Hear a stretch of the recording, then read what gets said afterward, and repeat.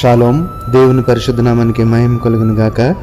మన ప్రభువును రక్షకుడైన యేసుక్రీస్తు యెషువా మెస్సియా నామంలో ఆత్మీయులైన మీ అందరికీ నా హృదయపూర్వక వందనాలు, ఉదయకాలపు శుభాలు తెలియజేస్తున్నాను. దేవత దేవుని మహాకృప వలన అందరూ కూడా క్షేమంగా ఉన్నారని తలంచున్నాను.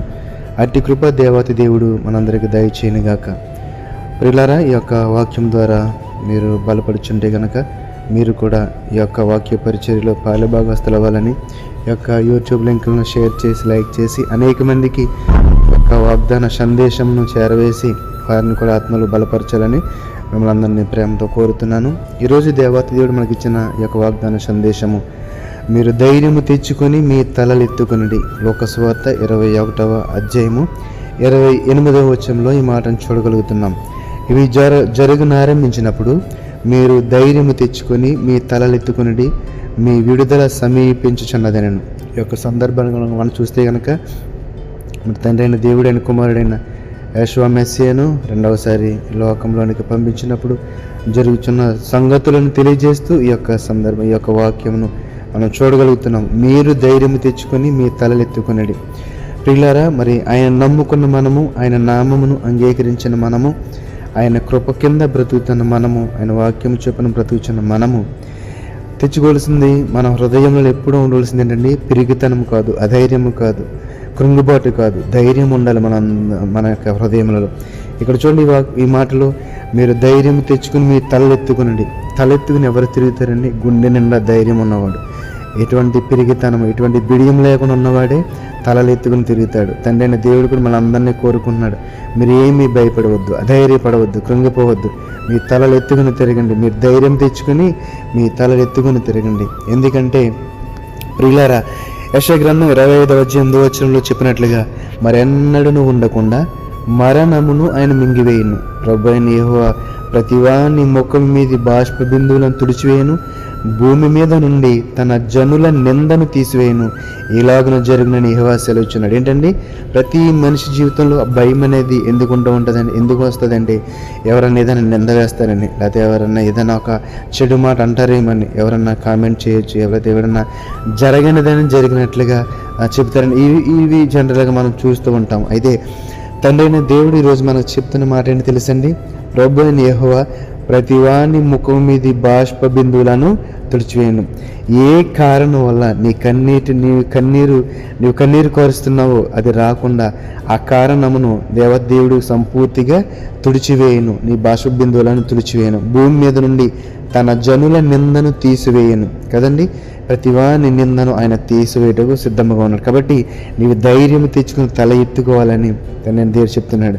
ఇది కేవలము ఆయన నమ్ముకున్న వారికనే నేను ధైర్యంగా చెప్పగలుగుతున్నాను. ఆయన నమ్ముకుంటే కనుక ఆయన మూలమున మనం పొందిన ఆ యొక్క మేలుల వలన, దీవెనల వలన మనలో ఆ యొక్క విశ్వాసము, ఆ నిరీక్షణ, వాటి వల్ల వచ్చిన ఆ యొక్క ధైర్యాన్ని మనము అనుభవించగలుగుతాము.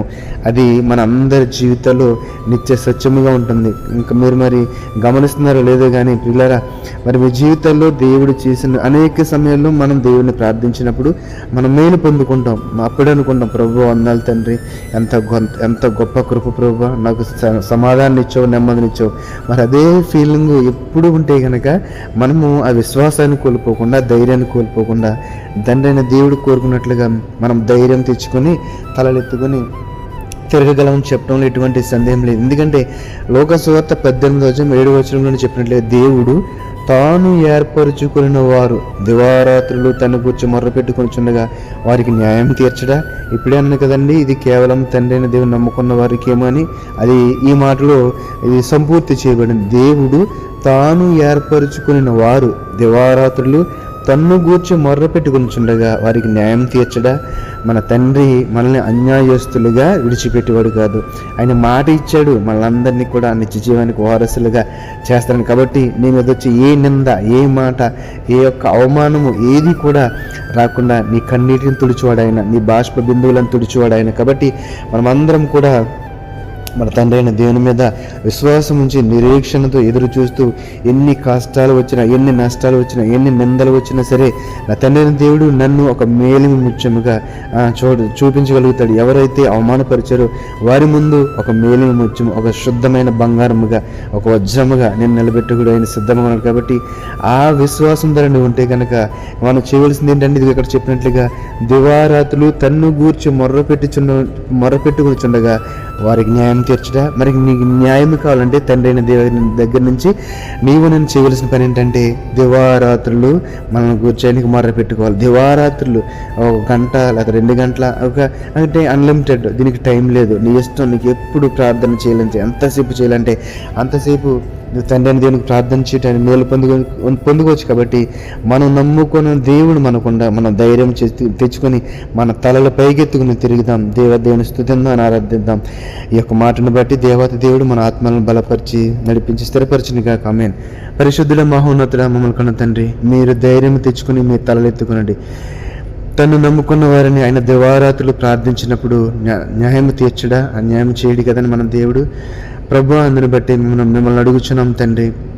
మా కన్నీటిని తుడిచేవారు మీరే, మా యొక్క ప్రతి బాష్ప బిందువును తుడిచేవారు మీరే, మాకు కలిగిన అవమానంను నిందను తీసివేవారు మీరే. అట్టి ధైర్యంతో విశ్వాసం కలిగి నీ అన్న భయభక్తులు కలిగి నేను స్తుతించేవారు మమ్మల్ని ఉంచమని, ఈ మాటను బట్టి మా ఆత్మను బలపరచమని నజరేయుడైన యేసు మెస్సీయ నామములో ప్రార్థన అడిగి వేడుకొనిచున్నాము తండ్రి.